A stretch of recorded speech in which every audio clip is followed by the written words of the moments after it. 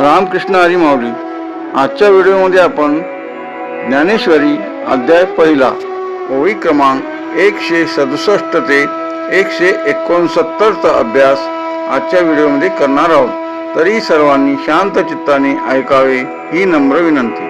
ते देखिलिया अर्जुने संतोष घेऊन मने, मग संभ्रमे दिठी सेने घालितसे. प्रसंग आहे कौरव पांडवातील युद्धाचा. दोन्हीकडील सैन्य पाहून अर्जुन कृष्णाला जो म्हणतो त्याचे उत्तर या ओव्यामध्ये आहे. ते देखलिया अर्जुने याचा अर्थ काय होतो? अर्जुनाने जेव्हा ते दोन्ही बाजू सैन्य आणि तेथे जमलेले आप्तस्वकीय पाहिले, संतोष घेऊन मने याचा अर्थ असा होतो की तेव्हा त्याच्या मनात सुरुवातीला एक प्रकारचा समाधान किंवा वीरश्रीचा उत्साह संचारला. काही संदर्भात आपल्या बाजूचे बलाढ्य सैन्य पाहून त्याला तो आत्मविश्वास वाटला, त्याचाही हा उल्लेख असू शकतो. मग संभ्रमे दिठी सैने घालितसे. त्यानंतर मात्र त्याने अत्यंत व्याकुळतेने किंवा आश्चर्याने दोन्ही सैन्याकडे आपली दृष्टी वळवली, असा या ओळीचा अर्थ होतो. या ओळीत अर्जुनाच्या मानसिक अवस्थेतील बदलाची सुरुवात दिसून येते. अर्जुनाने जेव्हा रणांगणावर दृष्टी टाकली तेव्हा त्याला समोर केवळ शत्रू दिसले नाहीत, तर आपलेच काका आजोबा भीष्म, गुरु द्रोण आणि बंधू दिसले. प्रथम युद्धासाठी सज्ज असलेल्या सैन्याला पाहून अर्जुनाला आपण अन्यायाविरुद्ध लढत आहोत याचा सार्थ अभिमान वाटला. पण जशी त्याची नजर बारकाईने फिरू लागली तसा तो मोह आणि करुणेने ग्रासला गेला. आपल्याच माणसाला मारून आपण कोणते सुख मिळवणार हा प्रश्न त्याच्या मनात उभा राहिला. त्याला आपण अर्जुन विषयात म्हणतो. तव संग्रामी सज्ज झाले सकळ कौरव देखिले, मग लीला धनुष्य उचलले पंडुकुमरे. प्रथम आपण या ओळीतील शब्दार्थ पाहू. तव संग्रामी सज्ज झाले म्हणजे काय? तेव्हा युद्धासाठी सर्व तयारी झाली होती.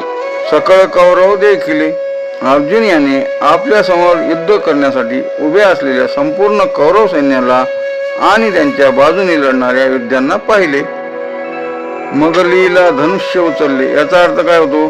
त्यानंतर अर्जुनाने अगदी सहजपणे, लीला म्हणजे सहज किंवा खेळत खेळत, आपले गांडीव धनुष्य उचलले. पंडुकुमरे म्हणजे पांडुपुत्र अर्जुन.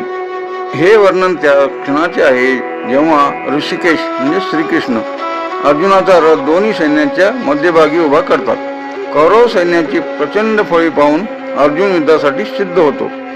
ज्ञानेश्वर माऊलींनी अर्जुनाचे धनुष्य उचलणे इतके सहज सांगितले आहे की तो एक महान योद्धा असूनही त्याच्यासाठी ही हालचाल अत्यंत स्वाभाविक होती. हे वेळी अर्जुन म्हणितसे देवा, आता झड करी रथू पेलावा, नेवनी मध्ये घालावा दोही दळा. इथे अर्जुन रणांगणावर श्रीकृष्णाला आपला रथ दोन्ही सैन्याच्या मध्यभागी नेण्याची विनंती करीत आहे. अर्जुन म्हणतो की हे देवा, आता आपला रथ त्वरित पुढे वाढवावा किंवा चालवावा. पेलावा म्हणजे चालवावा. नेवनी मध्ये घालावा दोही दळा म्हणजे तो रथ नेऊन दोन्ही सैन्याच्या मध्यभागी, अगदी मध्यभागी उभा करावा, असं तो अर्जुन श्रीकृष्णाला म्हणत आहे. अर्जुनाला हे पाहायचे होते की या युद्धात आपल्याला नक्की कोणाशी लढायचे आहे आणि दुर्योधनाच्या बाजूने कोणते योद्धे युद्धाच्या ईर्षेने आलेले आहेत. ही ओळी अर्जुनाच्या युद्धापूर्वीच्या मानसिक स्थितीचे आणि श्रीकृष्णाशी असलेल्या त्याच्या सख्य भावाचे दर्शन घडवते. यानंतरच अर्जुनाला मोह होतो आणि श्रीकृष्ण त्याला भगवद्गीता सांगतात. ज्ञानेश्वर माऊली ज्ञानराज माऊली तुकाराम, ज्ञानेश्वर माऊली ज्ञानराज माऊली तुकाराम तुकाराम तुकाराम. बोला पुंडलिक वरदेहार विठ्ठल श्री गुरु ज्ञानदेव तुकाराम. पंढरीनाथ महाराज की जय. माऊली ज्ञानेश्वर महाराज की जय.